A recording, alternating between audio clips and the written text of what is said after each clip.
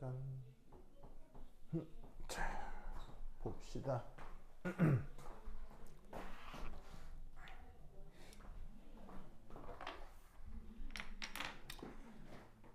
자, 저번 시간부터 이제 수소 혼자 모델에서 슈레딩거 방정식 어쩌고 저쩌고 뭐 이런 얘기를 하고 있었거든요.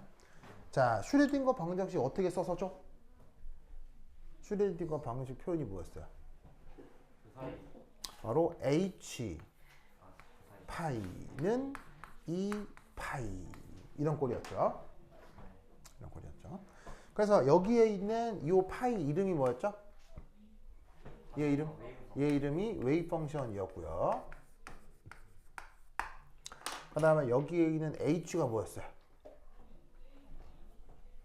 h 이름. 얘가 바로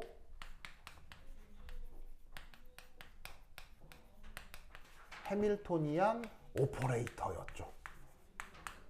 해밀토니안 오퍼레이터의 뜻은?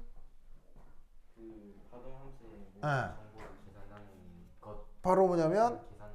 역학적 에너지. 아, 요것을 알아내는 계산 방식입니다. 그래서 뭐 앞서도 얘기했지만 보통은 편미분 방정식 형태의 꼴입니다. 혹은 벡터나 아니면은 그 매트릭스, 그러니까 행렬로 표현할 수도 있습니다. 근데 이제 뭐 그거는 뭐 나중에 물리학과 가셔서 배워보도록 하시고요. 여하튼 그것을 웨이브 펑션에 걸어가지고 계산을 하면 여기 놀랍게도 짜잔 진짜로 어떤 상수값이 뿅 하게 나오게 되는데 이 값이 바로 이 값이 바로 역학적 에너지가 된다 이런 말이죠. 그래서 이렇게 어떤 파동함수의 연산을 해서 다시 파동함수 꼴이 나오고 어떤 상수가 나오게 되는 이런 꼴의 방정식을 슈레딩거 방정식이라고 했죠. 그래서 이 슈레딩거 방정식을 풀 때 그냥 풀기가 어렵기 때문에 여기서 어떤 테크닉을 하나 건다고 했어요. 바로 요렇게. 자, 요렇게 의미가 뭡니까? 요렇게가 뭡니까? 이 과정이 뭐예요? 변수 분리였죠. 그래서 변수 분리라고 하는 수리적 테크닉을 쓴다고 했습니다. 그래서 파동함수를 두 부분으로 나누는데 쉬면은 얘 이름이 레디얼 파트였고요.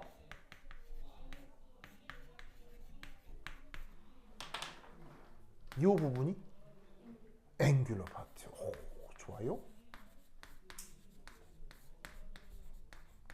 요거였죠?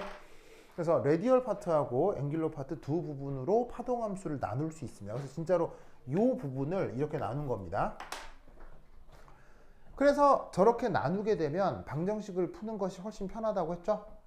이때 둘 중 레디얼 파트와 앵귤러 파트 중 수리적 편리성 때문에 어떤 걸 먼저 구할 수 있다? 앵귤러 파트를 먼저 구할 수 있다고 했죠. 그래서 저번 시간에는 이 앵귤러 파트에 대한 얘기들을 막 했을 거라고요. 그러면 오늘은 뭐겠어요? 레디얼 파트를 해야 되겠죠? 그래서 두 번째 그래서 1 레디얼 파트 안 했죠? 네. 그래서 두 번째 2 그래서 어떻게 되느냐 1에서 알아낸 y.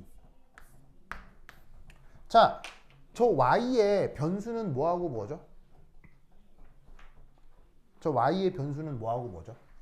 바로 시타하고 파이였죠. 그래서 1에서 알아낸 y. 저 y 이름이 바로 앵귤러 파트고요. 그 1에서 알아낸 앵귤러 파트의 결과를 다시 슈레딩거 이쿠에이션에 대입합니다. 그러면 요 레디얼 파트를 알아낼 수 있어요.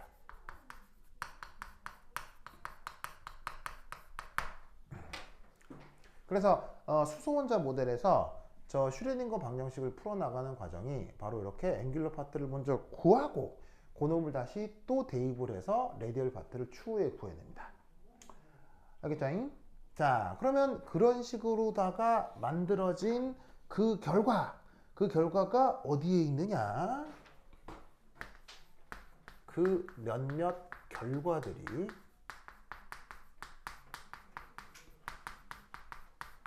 어디에? 표 2에 있습니다.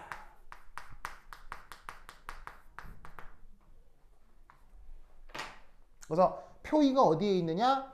내 교재 104페이지에 있을 것이요. 104페이지. 자, 교재 104페이지 보셔요. 그거 보면 뭐 표 하나 나오죠. 표 2. 찾았어요? 이게 계산 결과입니다. 자, 당연히 그 결과는 이 레디얼 파트라고 하는 건 사실 얘도 몇 가지가 있을까요? 무한 가지가 있습니다. 근데 무한 가지 다 수록할 수는 없으니까 거기서 그냥 흔히 쓰이는 거 한 대여섯 가지 거기 수록해 놓고 있는 거예요. 가장 간단한 것부터 해서 5가지를 알겠죠? 대여섯 가지 쓰고 있는 거야. 그래서 그것이 표인데 이 표 2를 이게 쭉 눈여겨보면 묘한 표현 하나가 있죠. 이때 요런 표현이 하나가 존재합니다. 로라고 하는 항인데 어떤 특별한 치환항입니다.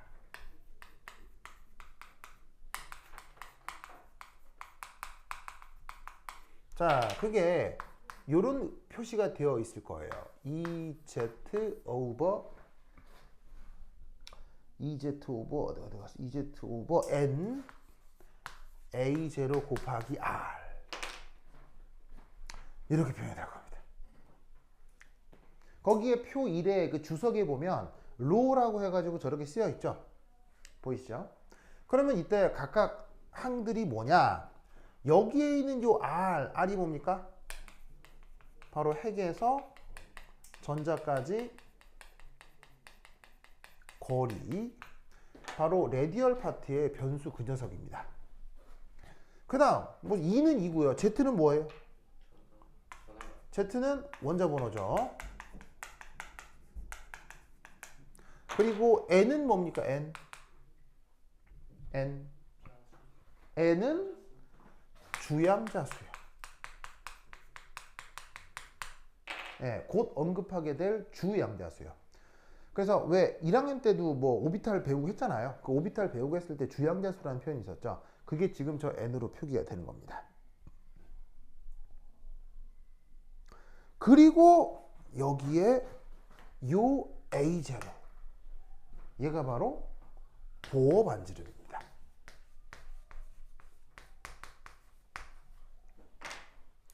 그러면 왜 이런 식의 치환항을 쓰느냐? 자, 원래 레디얼 파트의 변수는 뭡니까? 함수 표기상 레디얼 파트의 변수는 거리가 변수잖아요. 그런데 실제로 표 2를 보면 거리가 아니라 변수들이 다 이 치환항 로로 표현되어 있다고요. 그럼 왜 이렇게 쓰느냐? 이렇게 표현하면 차후에 계산이 조금 더 편리하기 때문입니다. 어떤 계산? 편미분이나 중적분 할 때 오히려 제가 더 편해서 그래요. 근데 이제 뭐 표현이 R이 아니고 로로 돼 있어서 금방 그 눈으로 쓱 보면 조금 이상해 보이겠지만 문제 같은 거 풀 때 적분이나 미분할 때 사실은 이게 조금 더 편리해요. 그래서 이제 그것 때문에 물리학자들이 이렇게 치환항으로 바꾸고 쓴 거지 뭐 이 녀석 자체에 특별한 물리적인 의미가 있지는 않습니다. 알겠죠? 자, 이 보어 레이디어스라고 했는데요. 이거 우리 예전에 한번 본 적 있죠? 어디서? 자, 보어 레이디어스니까 우리말 번역은 뭐겠어요? 보어 반지름 하겠죠? 이 보어 반지름 우리가 본 적이 있을까요? 거의 본 적 있을까요? 물리 시간에 배웠어요. 물리 시간에. 그리고 내 수업 시간에 했어요. 바로 보어의 수소 원자 모델에서 자, EN이라고 쓰면 이 값이 뭐예요? 보어의 수소 원자 모델에서 EN이 이게 바로 에너지 준이잖아요. 수식 어떻게 표현됐죠? 보호 모델, 원자 모델. 이거 뭐 너무 유명하니까 외워야지. 뭐예요?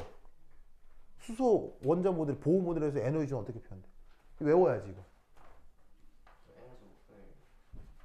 이거. 가희야, 이 식 뭐야? 이거 수능 치는 애들 다 외워. 이거 뭐예요? 마이너스 n 제곱분의 HCR Z 제곱. 알겠죠? 또 물을까? H는 뭐예요? 플랑크 상수. C는 광속. R은 리드베리 상수라고 하는데 뭐 구체적인 숫자까지 외울 필요는 없고 어쨌건 상수에서 그냥 통으로 다 상수예요. 상수. 이 값이 뭐 좀 바꾸면 1312kJ/몰 뭐 2.28 10^의 18승 줄 뭐 그렇게 표현되거든요. 뭐 그건 나중에 뭐 보고 외우면 되고 여하튼 무수기 상수의 Z 역시 뭐예요? Z 역시 뭐예요? Z 원자번호. N은 취향자수. 그러니까 이 자리에다가는 자연수 넣으면 된다 이런 말이야. 이런 거 배웠던 거 기억나죠? 이게 보호의 수소 원자 모델에서 가장 중요한 결론인데 이때 보호의 수소 원자 모델에서 또 하나 중요한 거 RN이요. RN이 뭐죠? 보호 모델에서 궤도 반지름.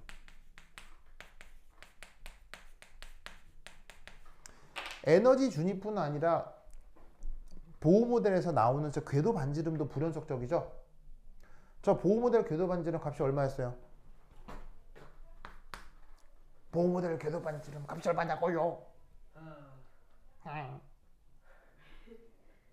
얼마였냐고요? 외워야지! 뿌르뿌르뿌르뿌 A0 오버 Z N제곱이요. 알겠죠? 외워야 돼. 알겠죠?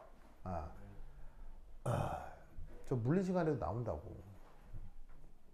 오, 이때 이거. 이게 보호 레이디어스야. 알겠죠? 그러면 그 값이 있느냐? 구체적인 상수값이 있답니다. 얼마냐면 52.9 피코미터요. 그래서 저렇게 딱 알려진 상수로 나와 있는 반지름을 보호 반지름이라고 합니다. 그러면 이것의 의미가 뭐냐면 수소 원자니까 사실은 원자 번호 몇 번이에요? 1. 그리고 n은 뭐죠? 자연수죠? 그러면 가장 가까운 궤도 반지름이 뭡니까? 1 넣으면 되는 거 아니에요. 바로 보호 레이디어스는 수소 원자 모델에서 가장 가까운 궤도 반지름을 뜻하는 의미입니다. 그게 52.9 피코미터고 이게 원자 세계의 길이 단위가 되는 거예요. 여러분 책에마다 길이 단위가 약간씩 다른 거 알죠? 예를 들면은 저기 우리 육상에서는 뭐 빠르기를 빠르기를 미터 퍼 세크나 킬로미터 퍼 아워 이렇게 표현하잖아요. 근데 바다에서는 빠르기나 거리를 뭐로 표현하죠? 바다에서는 마일로 표현하죠. 바다에서의 마일의 뜻이 뭐예요? 바로 바다에서의 마일은 지구가 동그랗잖아요. 둥글 때 거리를 둥그란 구위에 바다가 있는 거니까 거리를 길이로 표현하는 것보다는 무게중심에 있을 때 각도로 거리를 표현하는 게 편하거든요. 해양학에서는. 그러니까 이렇게 있으면 지구가 여기 있으면 여기다가 일이 간다. 거리로 표현하기보다는 이 각도가 변한다라고 표현하면 해양학에서 위치 표현하는 게 더 편하대요. 그래서 이 해양학에서 얘기하는 이 기준 각도 있잖아요. 각도에 해당하는 거리 단위가 마일이에요. 무슨 말 알겠죠? 그러니까는 이게 체계마다 이 길이 단위를 쓰는 게 관습적으로 많이 다르다고. 그러면 원자 안에서는 그 거리를 뭐 킬로미터로 하면 편하겠어요? 당연히 이상할 거 아니에요. 킬로미터로 표현하면. 그러니까 거기서는 원자 안에서는 가장 기본적인 길이 단위를 보호 레디어스로 정하는 거예요. 그게 바로 수소 원자에서 주양자수 1일 때 가장 가까운 궤도 반지름이 되니까. 알겠죠? 그래서 그거를 보호 레디어스라고 한다. 알겠죠? 좋아.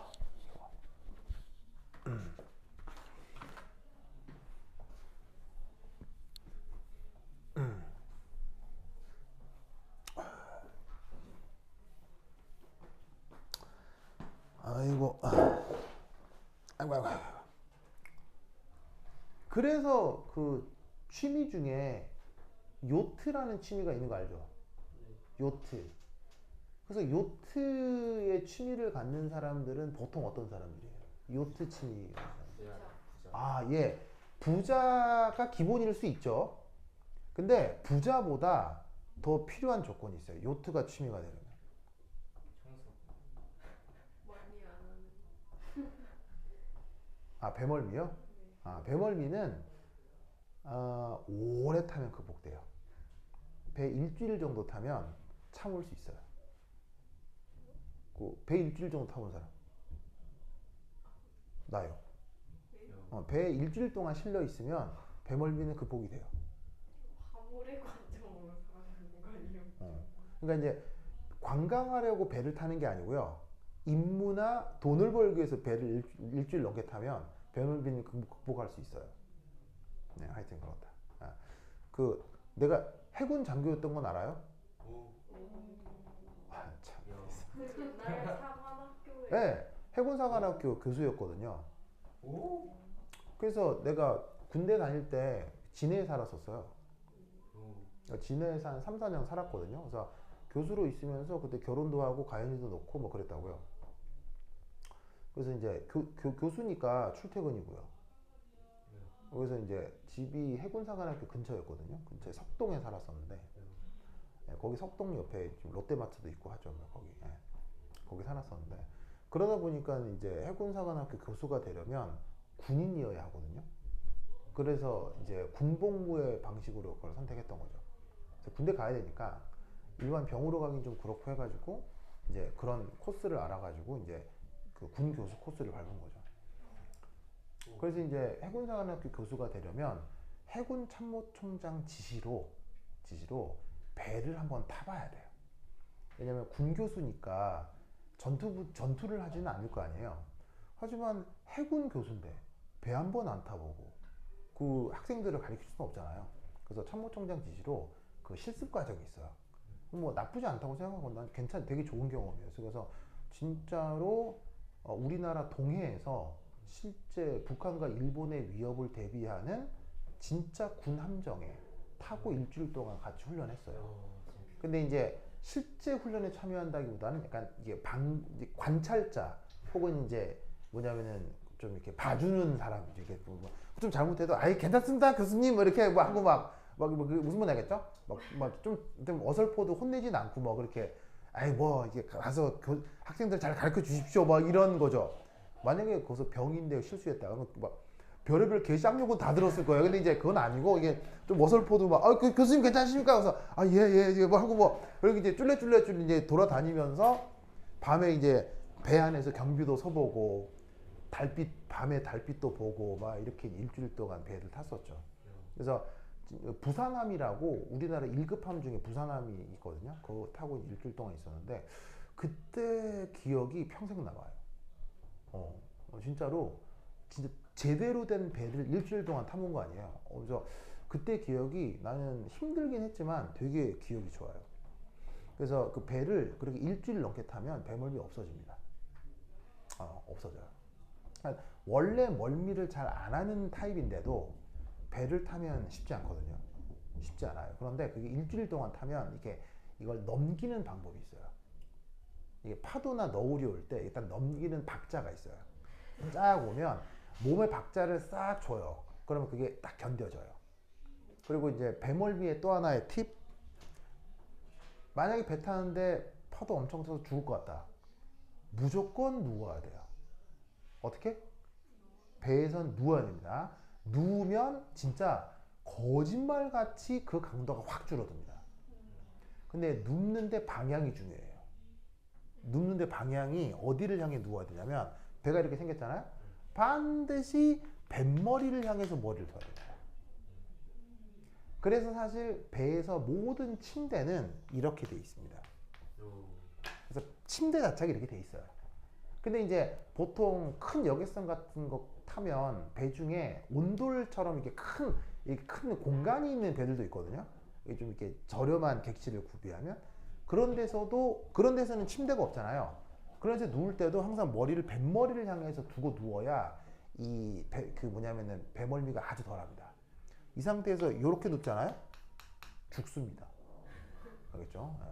이렇게 누워야 되겠죠? 이렇게. 그래서 이제 이렇게 일주일 동안 하면 토할 수 있는 거 다 토하고 나서 일주일 동안 지나면 극복이 됩니다. 그때부터는 아무리 심한 파도가 쳐도요, 그냥 살아있을만 합니다. 밥도 먹을 수 있고요. 정말이에요. 그래서 배멀미는 그렇게 극복하시면 되고요. 네, 하여튼, 제가 갑자기 옛날 생각나네요. 하여튼 그래. 아니 그러면 응. 그 교수로 군 대신하는 거예요? 그렇죠. 그렇죠. 거기서 뭘 가르쳐요? 일반화학이요. 네? 일반화학이요. 해군사관학교에서요? 네. 아, 모르는구나. 사관학교는 뭐하고 뭐가 더해진 거예요? 군과 국립대예요. 국립대가 섞여 있는 거예요. 그래서 이걸 졸업하면 뭐가 돼요? 이걸 졸업하면 군사학교를 졸업한 거니까 군 지휘관, 그걸 장교라고 하죠. 그리고 국립대를 졸업한 거기 때문에 학사학위가 같이 나와요. 그래서 사관학교는 군 양성기관이기도 하지만 국립대이기도 해요. 동시에. 그래서 사관학교 학생들은 군사훈련도 받고 일반 국립대급의 교육도 동시에 받아야 돼요. 그래서 사관학교에 간 학생들은 당연히 뭐 군사훈련 당연히 받겠죠. 군사훈련도 과목이 되게 많습니다. 여러분 군사학이 있잖아요. 굉장히 이게 내용이 어마어마합니다. 그래서 그거 말고 국립대에 간 거니까 사관학교 학생들 뭐 국어 작문의 이해, 뭐 영어, 뭐 외국어, 독일어. 그다음 사관학교 안에도 전공이 나뉩니다. 문과와 이과. 사관학교 문과는 왜 필요하겠어요? 행정. 바로 사관학교를 나온 군인들은 다른 해외 군인들과 콜라보레이션을 하는 경우가 있습니다. 협동작전이요. 그러면 군인들에게서도 뭐가 필요하냐면 다른 나라의 정치, 경제, 역사, 언어를 이해할 필요가 있죠.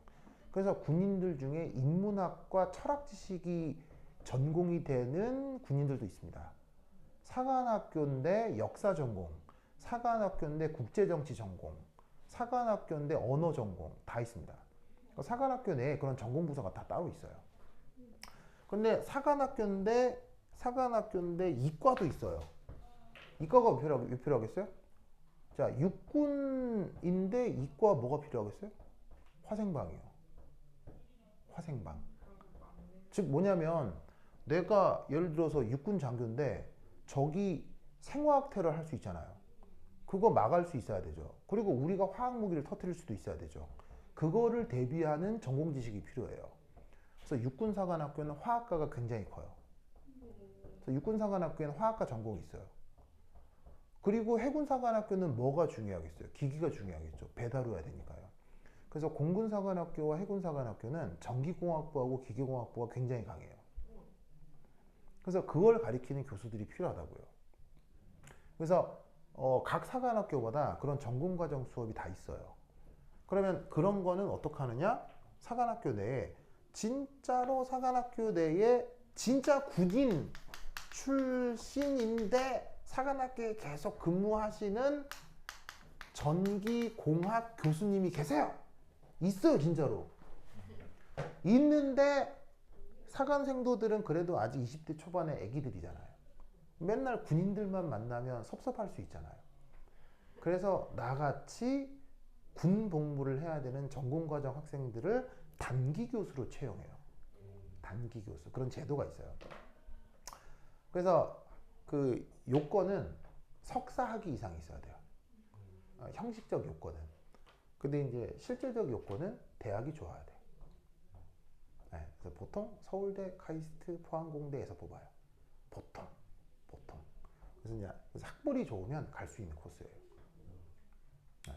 그래서 여기는 여자들도 지원을 많이 해요. 그래서 동기 교수 중에 그 프랑스어 교수가 여자였어요. 같이 공부했던 교수 중에 여자인데 여성인데 군에 지원을 해서 여기서 프랑스어 교수를 했던 분들도 있어요. 많아요. 되게 많아요. 그래서 예를 들면 자기가 뭐 만약에 나중에 기교공학과를 간다. 그러면 육해공 사관학교에 지원할 수 있는 거예요. 대신 뭐가 있어야 되느냐? 학교가 좋아야 되고요.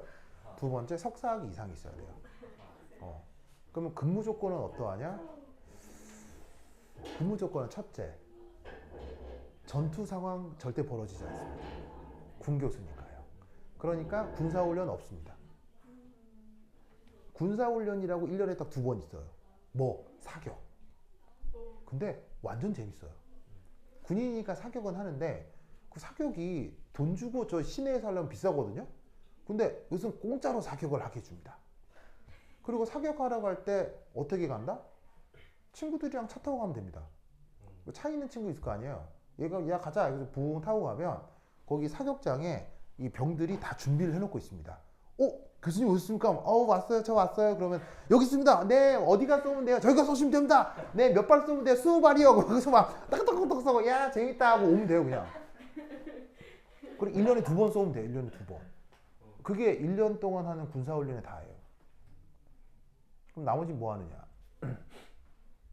내 기억으로는 8시까지 출근이에요. 그럼 이제 왜냐면 이제 군인이 일찍 시작해. 8시까지 출근해. 그럼 출근하면 8시까지 출근한 거니까 졸리잖아? 그럼 잡니다. 왜냐면 나는 화학실험실 관리장교이기도 했으니까 사무실을 혼자 썼었거든요. 내 개인 사무실도 있었어요. 그럼 개인 사무실에서 뭐라고 하면 누가 뭘 알아요? 그래서 8시, 한 11시까지 잡니다. 자다 보면 갑자기 11시 반쯤 전화가 옵니다. 누구한테? 동기들한테. 밥 먹으러 가자고. 그럼 11시 뭐 일어나가지고 어디 갈까? 그러면 이제 여러 가지 코스가 있습니다. 첫 번째 구내 식당도 있고요. 제일 싸고 저렴하죠. 뭐 이렇게 뭐 기본적이고. 그다음 밖에 나가서 짜장면을 사 먹을 수도 있습니다. 그럼 친구들끼리 이제 메뉴를 정하는 거예요. 오늘 뭐 하자 뭐 이렇게. 그러면 짜장면 가서 먹고 올 수도 있고 아니면 부대는 보통 미군 부대랑 붙어 있기 때문에 미군 부대에 가서 아메리칸처럼 밥을 먹고 올 수도 있습니다. 미군 부대 군인 신분증은 있으면 언제나 그냥 갈 수가 있거든요. 군인 신분증이 있으면 미군하고 한국군은 이렇게 그 협력 우박이기 때문에 미군도 한국 군대에 들어올 수 있고요.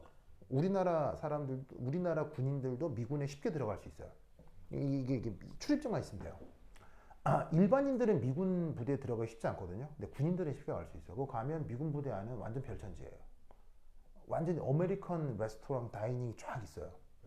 그러니까 아주 고급스러운 건 아니어도 그냥 미국에 가면 먹을 수 있는 그런 식당들 있죠. 쫙 있어요. 뭐 스테이크 막 이만한 스테이크 좀 스테이크 이만큼 주고 뭐 이런 거 있잖아요. 그리고 햄버거 막 피자 이만해요. 피자 이만해. 미국 사람은 진짜 어마어마하게 먹어. 피자 한 판 주세요. 이만해 진짜. 그런 거 먹고 올 수도 있고. 그럼 밥 먹고 오면은 바로 일하면 부대끼잖아요. 배부르니까. 그럼 이제 어느 친구 사무실에 가요. 거기서 이제 밥 먹고 한 2시까지 노가리를 까요. 노가리 막 커피도 한잔 하면서. 2시쯤 되면 또 얘기도 지도하잖아요. 그럼 사무실에 와요. 그럼 2시에서 한 4시까지는 일을 해요. 왜냐면 월급은 주니까. 요즘은 한 300 준대요. 300 주니까 300만 원씩 일은 해줘야죠. 그래서 2시에서 4시까지 교수들이 해야 되는 이게 페이퍼워크가 있어요. 페이퍼워크를 하고 그럼 4시가 되잖아요. 그러면 사관학교 교수는 4시부터 운동을 할 수가 있어요. 체력 단련. 그럼 자기가 좋아하는 운동을 하면 돼요. 나는 달리기를 되게 좋아했거든요. 그래서 옷을 딱 갈아입고 그 사관학교 안에 있는 그 조깅 코스가 있어요. 산으로 이렇게 돼 있는. 그거 딱 운동을 해요. 운동 코스 진짜 좋아요. 그건 당연히 사관학교 아니니까 민간인들 있어 없어요? 아무도 없어요. 군인들만 갈 수 있는 산길이 있거든요. 또 운동을 하고 와요. 그럼 땀 쫙 날 거 아니에요. 그러면 5시부터 장교들을 위한 목욕탕을 열어요. 목욕탕에 가요. 그럼 거기 가면 병들이 거기 막 용품 다 정리해 놓고 있어요. 뜨거운 물 턱 나오고. 그거 턱 샤워해요. 목욕해요. 그 목욕하다 보면은 위에 상관들이나 위에 학부장님들 오시거든요. 그럼 인사하면 돼. 교수님 오십니까? 막, 정중히 왔어 있어. 막 이렇게 인사하고 막 안녕하십니까 하면 돼. 그리고 다 씻어. 그럼 한 6시쯤 되겠죠? 그 6시쯤 되면 이제 운전해서 집에 가면 김선아가 맛있는 밥을 해놓고 이렇게 딱 있죠.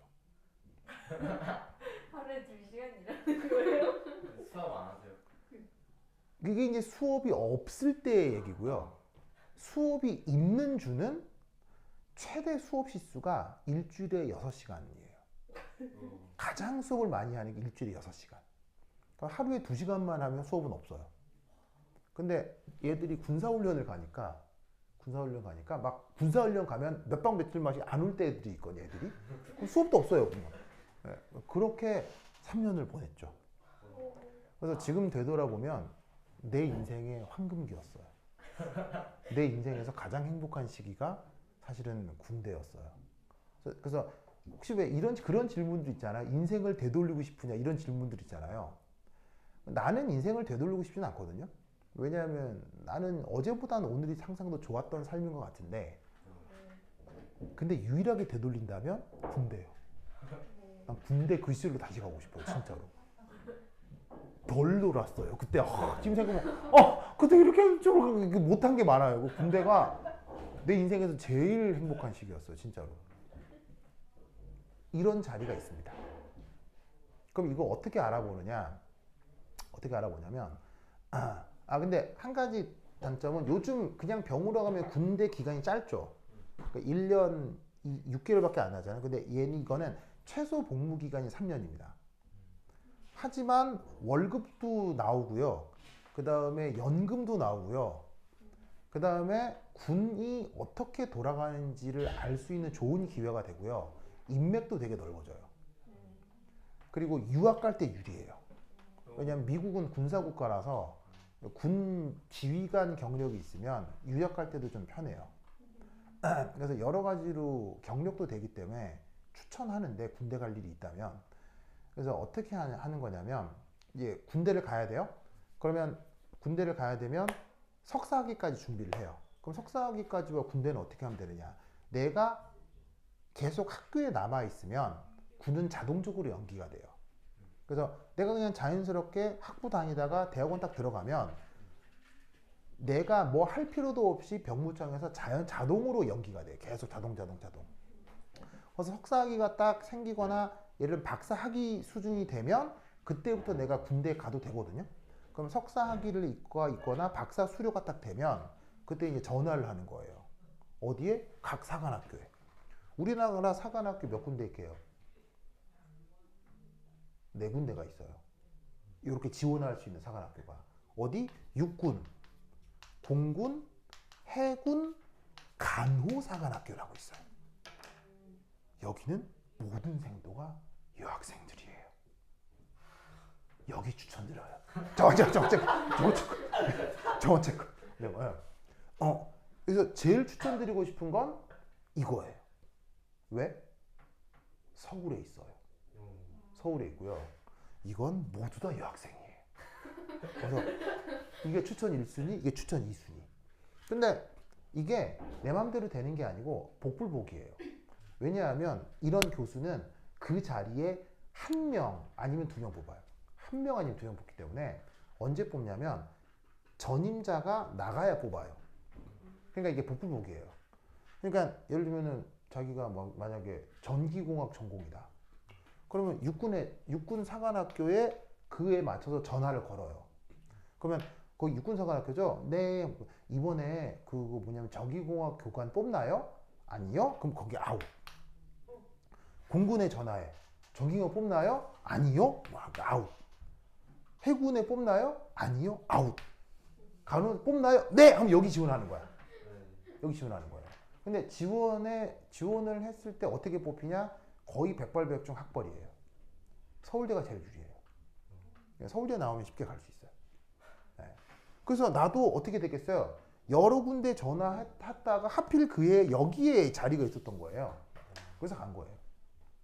아마 다른 데 있었으면 다른 데 갔겠죠. 왜냐면 그때는 해군이 얼마나 중요하고 경남 진해가 얼마나 괜찮은 그런 걸 몰랐기 때문에 아무 때나 갔을 텐데 이제 그때 자리가 있어서 해군사가 이렇게 갔던 거죠. 그래서 군에서 경험할 수 있는 최고의 보직 중에 한 자리가 바로 이거예요. 그래서 기회가 되면 가보는 것도 좋아요. 근데 이런 얘기를 사람들이 잘 몰라요. 왜냐하면 첫 번째 고학력자들에게만 제공되는 아주 은밀한 자리이기 때문에 잘 몰라요. 왜냐하면 주변에 군대 수소문에서 이런 데 다녀본 사람은 거의 없을 거예요. 누구만 이런 자리에 존재를 아느냐? 얘들만 알아요. 얘들이 만나본 사람들일 거 아니에요. 그래서 주변에 친구들 중에 아빠가 군인인 사람들 있잖아요. 그 사람들은 이런 자리를 알아요. 알겠죠? 그래서 하여튼 그렇다. 그래. 그래. 갑자기 그래. 그래서 배. 하여튼 배 얘기 왜 했지? 마일이요. 아, 마일. 그래. 그래서 배 타면은 이런 재밌는 일들이 있으니까 꼭 한번 나중에 타보도록 하세요. 배 좋지. 아, 요트. 그래서 요트는 방금 얘기했듯이 돈이 있어야 되겠죠? 근데 그것보다 우선하는 게 있어요. 요트 취미는 고학력자여야 돼요. 고학력자. 몰랐죠? 그래서 여러분 요트 취미 갖는 사람들 중에서 기본적으로 학력이 굉장히 높아요. 왜냐하면 요트는 무엇으로 움직이는 스포츠예요? 바람으로 움직이는 스포츠죠. 그래서 바람의 길을 측정하고 해도를 분석해서 어느 목적지까지 최단 거리로 가는 스포츠거든요. 그럼 뭐를 이해할 수 있어야 되냐면 구면 기하학을 이해할 수 있어야 돼요. 정말이에요. 그래서 여러분 요트 어떻게 하는 거냐면요. 선실에 모여서 열심히 노젓는 게 아니고요. 선실에 모여서 구면 기하학적으로 여기서부터 여기까지 어떻게 가고 현재 바람의 상황이 어떠니까 도체 방향을 어떻게 해서 이동해야 된다를 막 모여서 연구를 하는 거예요. 그래서 요트는 굉장한 두뇌 스포츠예요. 그래서 요트를 하는 사람들은 기본적으로 매우 고학력자들이에요. 돈이 많다 적다는 내가 그 배를 사냐 안 사냐는 거지 내가 배를 소유하지 않아도 요트를 즐길 수 있어요. 대여하면 되죠. 팀을 구성해서 팀에서 배를 대여하는 경우도 있거든요. 그러니까 돈이 많다 적다의 문제가 아니라 그런 상황이에요. 그래서 나중에 여러분들도 기회가 되면 요트 해볼 수 있어요. 그래서 이런 얘기들을 기억해 뒀다가 나중에 요트라는 취미를 가져볼 수도 있는 거예요.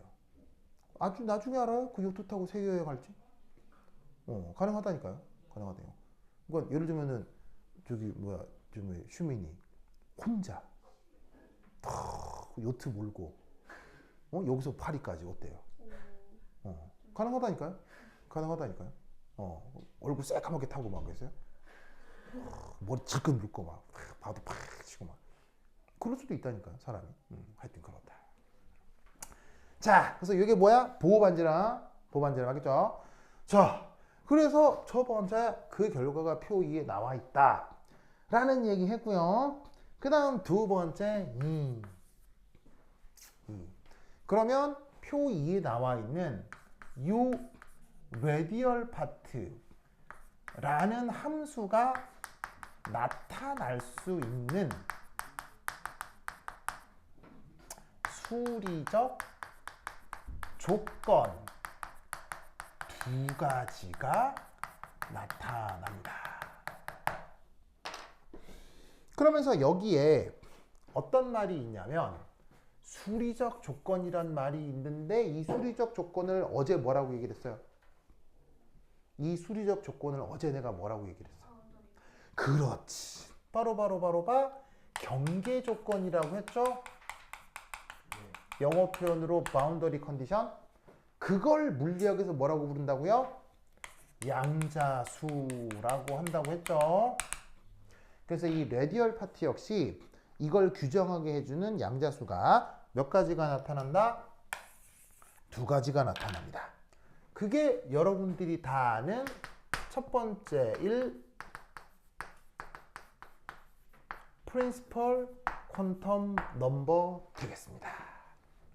Principal Quantum Number 우리말 번역 뭐라고요?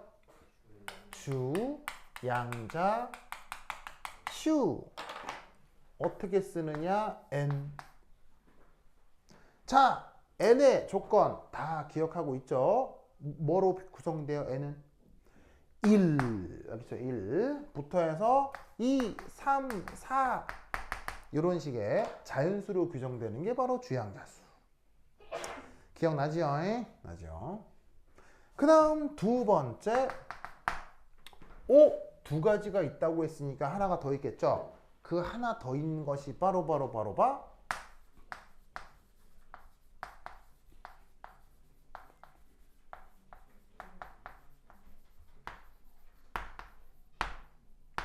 앵귤러 모멘텀 퀀텀 넘버입니다. 에? 앵귤러 모멘텀 퀀텀 넘버? 자, 이거 우선 번역이 뭐였죠? 그렇지. 운동량 양자수 이렇게 번역하는 거겠죠? 쓸 때 어떻게 쓰는 거? L. 근데 좀 뭔가 기시감이 있지 않아요? 기시감이란 말 알죠? 어디선가 봤죠? 기시감. 어디서 봤죠? 어제 봤죠? 어제. 앵귤러 파트 하면서 사실은 요 각운동량 양자수가 나왔었다고요. 어떻게? 0, 1, 2 이런 식으로요. 그런데 제가 여기서 또 나오는 거예요. 앞에서 나오는 게 반복되어 나오는 거냐? 만 있는 게 아니고 얘가 추가적인 조건이 붙어요. 어떻게 추가적인 조건이 있느냐? 요렇게. 짜잔. 이게 따라 붙게 됩니다. 앵귤러 파트를 연산하면서 앵귤러 모멘텀 퀀텀 넘버가 나오는 건 사실이거든요. 근데 이 결과를 다시 집어넣어 연산을 해야 레디얼 파트가 나온다고 했죠. 그때 이런 조건이 따라 붙게 되는 겁니다. 그래서 여기서 앵귤러 모멘텀 퀀텀 넘버가 어떻게? 주 양자수의 종속이 되는 거예요. 뭔 말인지 아시겠죠? 그렇죠? 그래서 이 레디얼 파트에도 두 가지 양자수가 관여하는데 그게 N, L 이렇게 두 가지가 있게 되는 거예요. 그래서 거기 보시면 표 2를 보시면 오비탈이라고 해서 1s, 2s, 2p, 3s, 3p, 3d 이렇게 있는데 얘네들이 지금 줄을 잘 맞춰서 지금 쓰여져 있잖아요. 그 줄들이 어떻게 맞추어져 있어요? N이 뭐다, L이 뭐다 이런 식으로 해서 줄이 잘 맞춰져 있죠? 오와 열이 잘 맞잖아. 오와 열이 맞다 이런 말 들어본 적 있죠? 그래서 오와 열. 요즘 슈민이 군대에 가봤죠. 군대 가면 오와 열 그거 얘기했죠. 오와 열. 그래서 보면은 여기서 내가 또 영상으로 보여줘야지. 그러면 아무도 안 보지만 나중에 볼 거로 예상을 하고 표 2에 보면 요게 레디얼 파트인데 얘들이 N, L에 따라 오와 열을 잘 맞추고 있잖아요. 무슨 말 알겠죠? 요 얘기를 한 겁니다. 그래서 요 두 가지 그 얘기 기억하고요. 그 다음 자 여기 지워볼까? 여기 준다. 준다. 에이.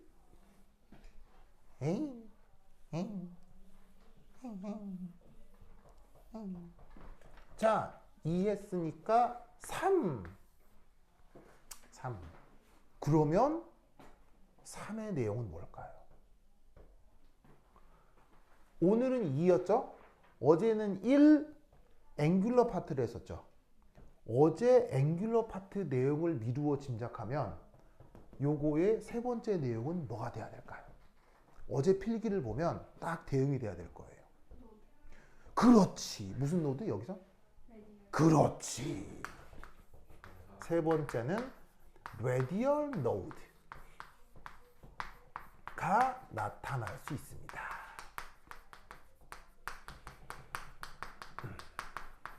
자, 여기에 radial이라는 말이 나오는데 저 말 어떻게 번역하죠? radial이라는 말은? radial이라는 말은 방, 사, 상 이렇게 번역하죠. 그리고 node는 뭐라고? 마디. 그래서 방사상 마디 이렇게 얘기를 하는 건데 자 어제 앵귤러 파트에서도 앵귤러 노드 얘기를 했었거든요. 앵귤러 노드의 정의는? 앵귤러 노드의 정의가 뭐였어요? 앵귤러 노드의 정의 그러니까 각마디의 정의. 그렇지. 앵귤러 파트를 0으로 만드는 조건 이 앵귤러 노드였죠. 그러면 레디얼 노드의 정의는 뭐겠어요? 레디얼 노드의 정의는 바로 레디얼 파트를 0으로 만드는 조건이겠죠. 아시겠죠? 그렇죠, 그렇죠. 그러면 이게 각각의 레디얼 파트들에 대해서 구체적으로 구해보면 그 레디얼 노드라고 하는 녀석의 모습이 어떻게 되느냐? 항상 이놈은 구껍질 형태였습니다. 아니, 구껍질 형태입니다. 아, 이게 이제 뭔 말이냐면 어제는 앵귤러 노드를 했단 말이에요. 그 앵귤러 노드는 모습이 무슨 모습을 띈다고 했어요? 모습이 계곡면이었죠. 계곡면. 개자의 뜻은 열려있다. 그러면서 어제 어떤 얘기를 했었냐면 피제트 오비탈 이런 얘기를 했었어요. 피제트 오비탈 같은 경우 노드가 뭐였어요? 피제트 오비탈 노드가 바로 XY 평면이었죠. XY 평면은 닫혀있는 거예요? 열린 면이에요? 열린 면이죠. 그래서 앵귤러 노드는 계곡면인데 레디얼 노드는 구껍질이에요. 그럼 구껍질이라는 얘기는 이건 열려있다는 얘기예요? 닫혀있다는 얘기예요? 이건 닫힌 면이라는 얘기죠. 그래서 이게 앵귤러 노드, 레디얼 노드의 아주 결정적 차이예요. 생김 자체가. 그리고 이제 세 번째, 이 레디얼 노드는 그 개수가 항상 어떻게 되느냐? n 빼기 l 빼기 1개입니다. n 빼기 l 빼기 1. 좋아. 자, 보이시죠?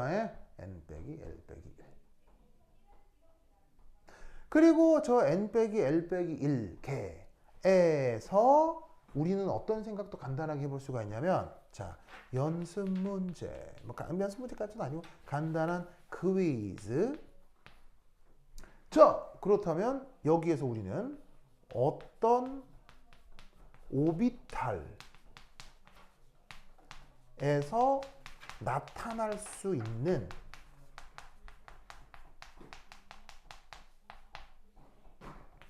노드의 총 개수는 몇 개일까요? 이런 게 이제 지나가는 문제를 한 번씩 툭툭 묻기도 해요. 그럼 몇 개일까요?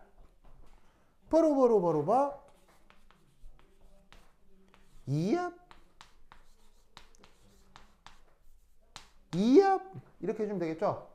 자, 뭐냐? n 빼기 l 빼기 1개가 누구 노드 개수라고요?